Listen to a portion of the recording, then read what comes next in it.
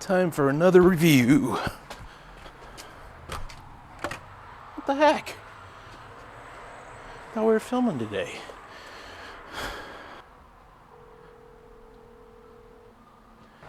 Hey Ben, it's Greg. I'm here, ready to do another review. Looks like you're not home yet, so I think I'm gonna head inside and actually get the studio set up, and I'll see you downstairs. Cheers.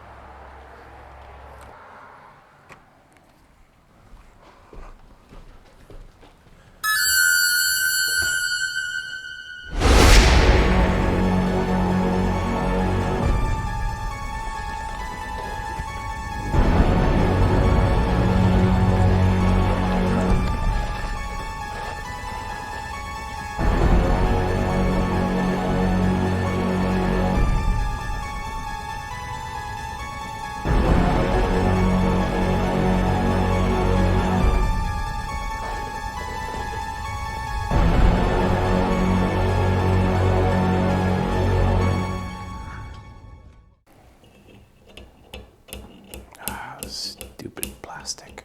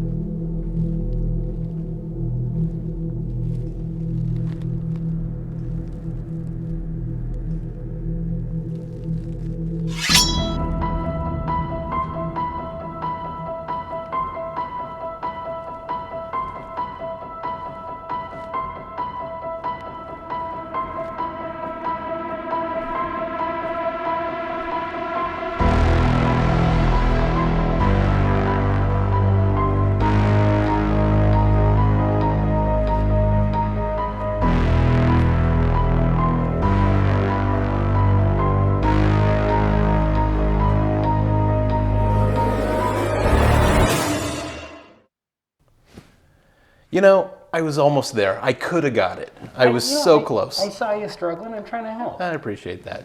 I thought we were doing costumes. Was that this week? Yeah, it's Halloween. I mean, Happy Halloween, everybody. now I feel like an idiot. Well, you look fine. Nobody will notice the difference. Hey, everybody, welcome back to the Bourbon Note. I'm Greg. I'm Ben. And today, we're drinking bourbon.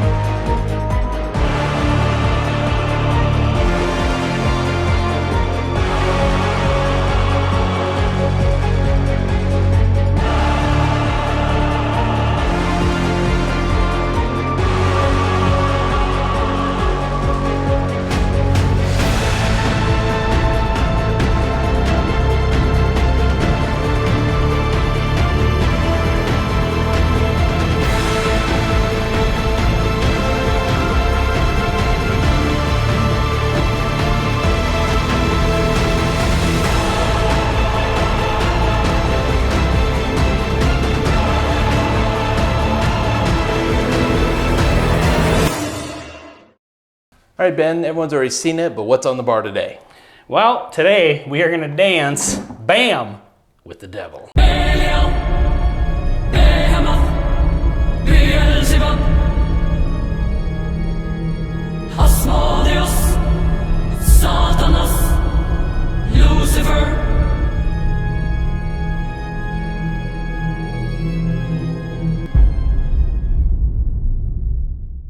All right, so we've got Jim Beam's Devil's Cut. So, this is obviously a Jim Beam product. Yes, it is. What's the Otherwise, reference? someone's getting sued. Yeah, no kidding. What's the reference to the Devil's Cut?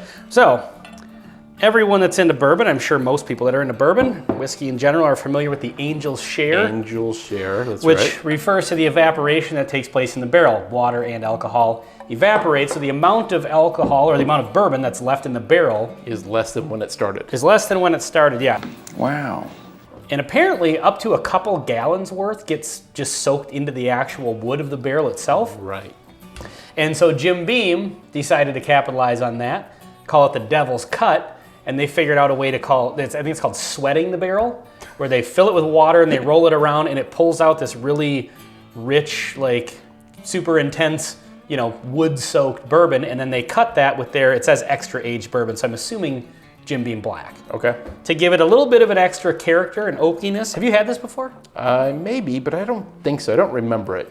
So it's 90 proof. Speaking of sweating the barrel, it seemed like that's a good reference to your costume today. 'Cause yeah. I've worn the full body costumes before, and they are very warm. The mask was terrible. They don't breathe well. So yeah, if you're considering breathing, becoming a masked serial killer, it's not worth it. Yeah, it's be really one of hot those in the serial mask. killers that doesn't use a mask. Just, survive on your looks. Don't be one of those either. Don't be one of those. So I have had this before, and I actually remember I picked up a mini bottle of it. It was probably a few months ago, and I remember being pleasantly surprised. So I'm kind of hoping going into this that I'm pleasantly surprised again. But it's 90 proof. It's kind of one of their budget line, in the $23 for a $7.50. Okay. A little bit of a novelty thing. It's the same bottle as that single barrel 108 proof, I think. And that was great. Yeah, nice, and it's very nutty. I was thinking it's got a lot of little tannic, little vanilla. Maybe the wood notes. Like it has a really, not strong, it has a prominent note, bourbon note, but not overly aggressive. Yeah. It's really nice. It comes across as decently aged, and obviously that's going to have a little bit more of a oak influence. It's a char. It's just almost like a campfire type char. Yeah. Not quite, but in that range. But nice peanut note too. All right, let's go for it here. Cheers.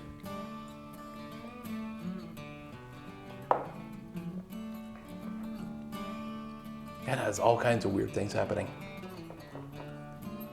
It has a real bright, metallic, interesting kind of brightness. I know I said bright twice in that sentence. It's got a cane sugar. Yeah, I'm with you on that. This isn't as good as I remembered it, because I remember kind of being surprised, kind of a pleasant surprise. This is another one that feels like there's decent flavor there, but it's very thin. I'm not getting thin on this, actually. Maybe a little. The flavors are just they're pretty muted. Mellow. Yeah. Without knowing what it was, if you could convince me this is a toasted barrel. We had one I can't remember which one it was, that I had the same experience where I would have thought it was a toasted barrel, where it just means it just has a slightly different flavor profile. It's still bourbon-y, but just slightly different. That's what this one comes across as, just a little different. I'd like to see this at 100 proof. That's a good idea. Yeah, I like... Is this, I didn't look, is it 80? 90. Oh, 90. You probably said that. I did. I like what they're trying to do here. I think this is a really cool idea. Gimmicky as it may be, maybe it's starting to get into its own. I'm starting to get traditional brown sugar notes, more. There is just one flavor that is, it's a member of the band who's playing a different song. And it's not bad, but there's this one little bright snare. I think I'm kind of with you on the metallic note. I think I'm noticing, at least I think the note I'm picking up out on, I think I know what you're talking about. Yeah. It's not a pot still where you get a certain kind of coppery note, but it's in that range. There's just something about this is just slightly different.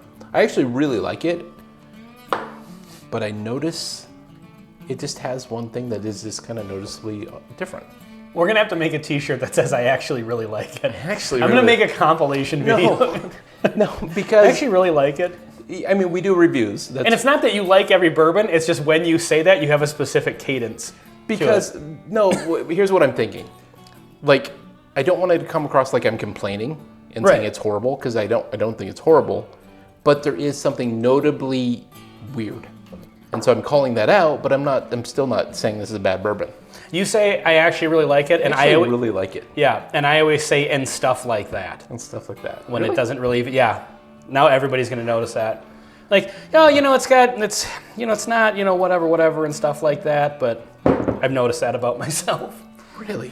Yeah, this one, I don't know. It's falling a little flat for me. I'm disappointed compared to where I was with it before because last time I had it, I specifically remember kind of getting a peanut buttery sort of note, and I'm not getting that at all. It's a little bit of a nutty sort of profile, but I'm not getting that peanut butter. I just remember it had a little bit extra sweetness, and I'm just not getting that right I now. ran out, and I'm not going to have enough for the Benny Walker special, so. What are you going to blend that with? Anything. I got to try a little bit more of this too. Just because why not? I feel like it is one of those ones, and we've had a couple of these recently as well, that it's getting a little more and more interesting as I'm sipping it, but it's just, there's something there that's just kind of, as 90 proof whiskeys go, like, I don't know what the age on this, it's probably 6 if it's their Jim Beam Blacks. I think they went down to 6 with that. It says extra age, so probably more than their 4. Yep. You look at something like this versus like a Buffalo Trace even, you know, and there's so much more richness and just like well-rounded out going on with, and at the same proof and probably maybe only a couple years difference, it just kind of, you know, there are other 90 proof bourbons out there that we really like that this one just kind of comes across as a little more watery. Like you could convince me that this is 86 or even almost 80. Yeah. I don't know. I hate to say it now, but I kind of actually like it. Well, you've already established that. I do. Like it took several sips to get there, and I suppose that's, you know, that may be a T-shirt. Took several sips to get there. It could be one, or I think we should just do the I actually really like it. I actually really like it. I don't dislike this. There's nothing off-putting about it. Like there's not like a sour note, or there's not that youthy, grassy note. There's nothing musty about it, like it's coming across like, you know, less aged or anything. It just comes across as lower proof than it is. It does not hit at its proof point. But the flavors that are there are good. I'm actually getting a solid burn, but it's not ethanol burn. It's actually barrel char. Mm-hmm. So. Yeah, the flavors that are there are good. It's just, it's like you're waiting for this, you know, burst of flavor, and it's just kind of like, just watery. It just comes across as watery to me. Like there's a strong water note. Okay, so let's wrap this video up and tie this in. If this were a serial killer, or a movie like horror. Well, I don't really have a favorite real serial killer. I tend to disagree with all of their tactics. Well, I would agree. So let's focus on the movies. Okay. Which serial killer / celebrity, I don't know, what would you call them? Like a movie character? Yeah, the movie, serial killer would this be? And which one were you, by the way? Because I don't watch horror movies. Michael Myers. Michael Myers. He is from Shrek. Yes. Fame. And, yeah. The mask I don't remember is from Shrek. Yeah. Yeah. I don't know. Boy, I wish you would have given me time to think about this.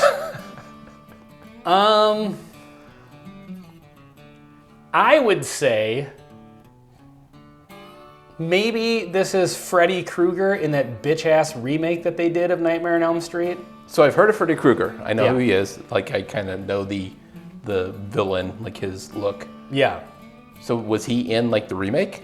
Yeah, it was still Freddy Krueger, but it was just like he just looked stupid and his voice was stupid. It was just like they took real Freddy Krueger, watered him down. And squeezed the life out of him. Still had the blades on his hands, still had the hat and the sweater, but it was just like everything about the character was just watered down. Huh. So maybe I would go with that, just right off the bat. This is something I could stew about for days. I like horror movies. So if there's any horror movie fans watching, I'm sorry, I didn't have time to really think about it. Well, that's okay. You threw something in. All right, if you're a horror movie fan, thanks for watching.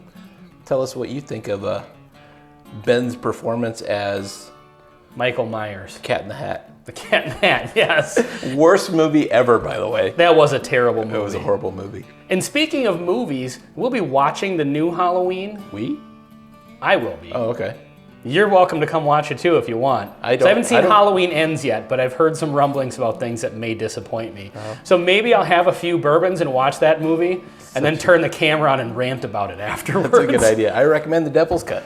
Yeah, I might, like I said, there's nothing bad about this. It just comes across as watered down more than 90 proof would suggest. Yeah, but that movie maybe as well. for the $23, I bet you could make a pretty interesting cocktail out of that, though. That's a It's good got that idea. nice nutty profile and does have some good char to it. Totally agree. All right, well, this has been the Devil's Cut on Halloween on the Bourbon Note. I'm Ben. Happy Halloween. I'm Greg. Till next time. See you next time.